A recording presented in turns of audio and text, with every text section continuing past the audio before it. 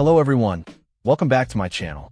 Today we're taking a look at a crucial component for anyone operating DT30 plant protection drones, the DT30-100-1877 replacement motor part. This isn't just any motor part. It's specifically engineered for the demanding world of plant protection drone operations and general engine repair applications. The manufacturer, ReviewBest, has designed it to be compatible with a wide range of drones, making it a versatile piece for your repair kit. One of the standout features is its focus on enhancing operational efficiency. When you're out in the field, you need your drone performing optimally, and this part aims to deliver just that, promising better overall performance for those critical plant protection tasks. Durability is another key aspect.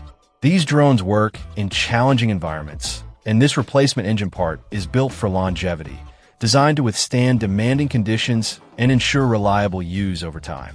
Nobody wants downtime, and the ease of installation here is a major plus. It's designed to be straightforward, facilitating quick repairs so you can get your drone back in the air with minimal delay. Beyond just getting the drone flying, this part is said to optimize its functionality, directly supporting effective engine maintenance tasks. Its versatility extends beyond just one specific drone model or task. It's presented as useful in various industrial settings, adaptable to multiple motor repair scenarios you might encounter.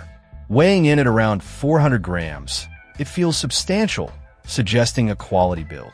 So if you're maintaining a fleet of DT30 plant protection drones or involved in similar engine repair work, this ReviewBest replacement part, the DT30-100-1877 appears to be a solid option designed to bring efficiency, durability, and reliable performance back to your operations.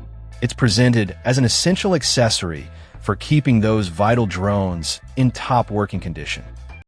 Check out the video description for updated price. And thank you for watching this video.